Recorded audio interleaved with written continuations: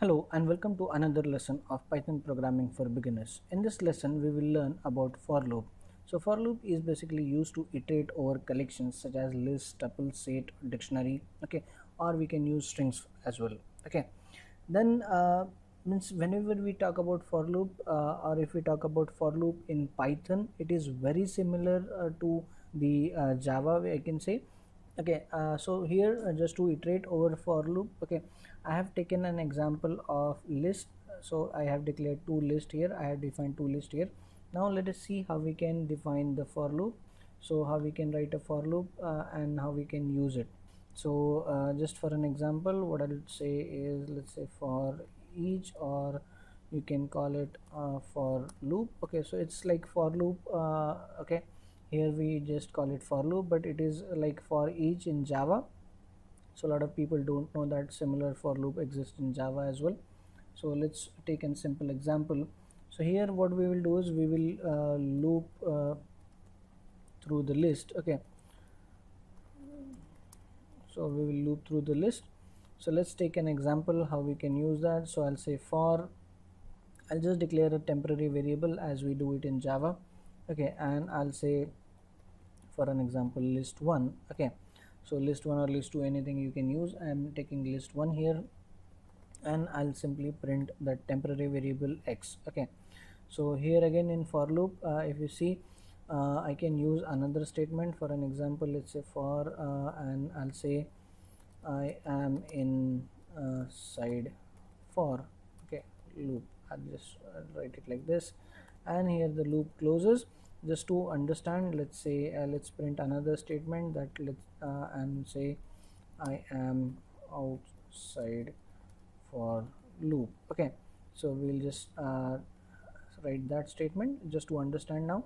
Okay, and let's use this button to run the program. So here we can see the output. As you can see, every time 1 2 okay 3 and 4 is printed. 1 2 3 and 4 is printed. So all the list items from list1, all the list items from list1 are printed, but along with them, if you can see, it is printing this statement every time as well, this statement every time. Okay, so because this is in loop, and this statement is printed only once because this is outside the loop. That's what we have understood in the last lesson as well while we were going through the if. Okay, so if we maintain this space, the loop is there. Okay, and if we remove that space, even if I write this statement on this particular line, it will be outside the for, because we haven't kept that space here. Okay, so there's no space here, and we have maintained that space here, or we can in Python we call it indentation. So we just need to maintain that indentation or the space. Okay, so let me remove that so that we can just understand that proper output, or we can see that proper output again.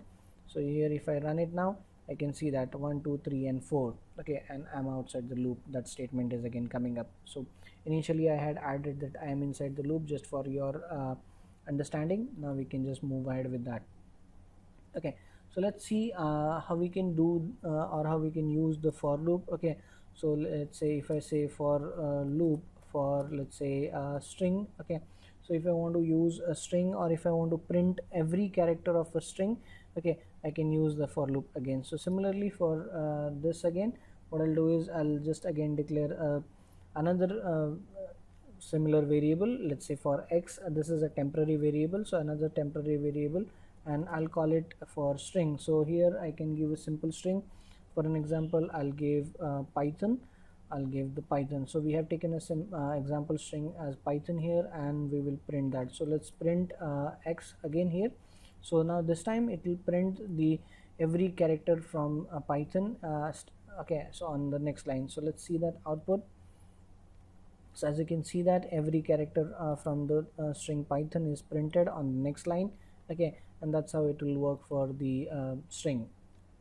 So, and if you want to use the, let's say nesting, if you want to use the nested for loop, let's say for we have two lists here, let's say list1 and list2. So let's check how we can do the nesting. Okay, so for an example, let's say nested for loop. Okay, so if you want to use the nested for loop, that's again very simple, but what we have to do here is we have to use a little different way. Okay, So let's say for x in, let's call it list 1. Okay, so I'll use it for list 1, and then again now for y, this time I'll use another variable in list 2. So we had declared list 2 already. Okay, and now if I want to print it, now I want to print both the variables x and y. So I can say x comma y, I can say x comma y. Okay, and that's how it will print. Okay, so let's see. So inner loop will execute first. Here again inner loop will execute first and then the outer loop. Okay, so every time it will go like that. So let's see the output. As you can see here, the inner loop is executing first. Inner loop is executing first for, let's say, from here you can see, so 1a, 1b, 1c and 1d. Okay, so list 2 here we have taken is abcd, and the list 1 is 1 2 3 4. Okay, so as we can see here, list 2 or inner loop is executed first, abcd, again outer loop, abcd, again outer loop and inner loop. Okay, so it's like that. So that's how we can see that. Okay, so here is how we can use the nested for loop as well.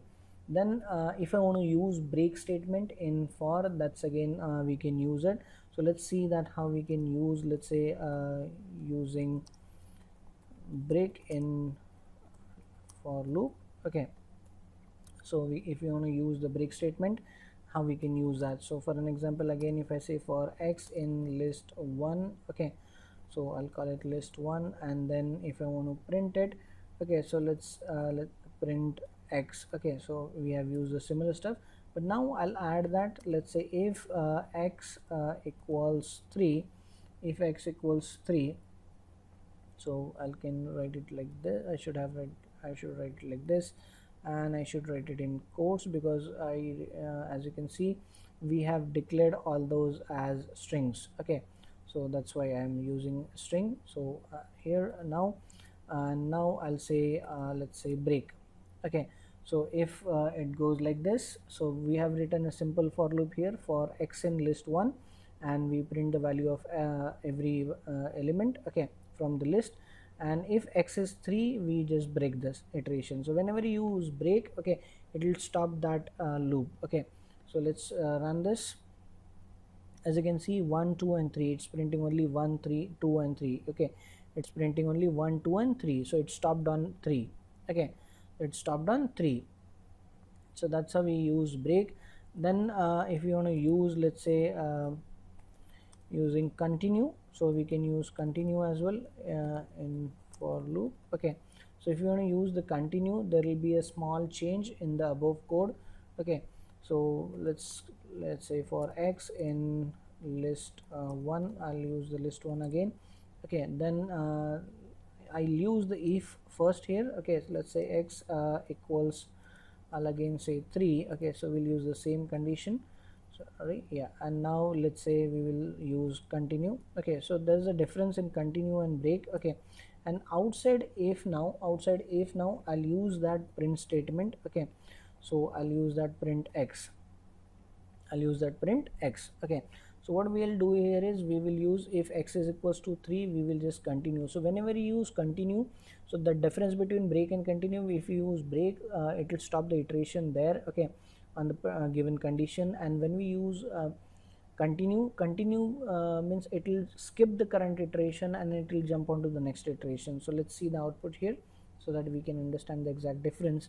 So as you can see here, we were getting 1 2 and 3, 1 2 and 3, that is for the break.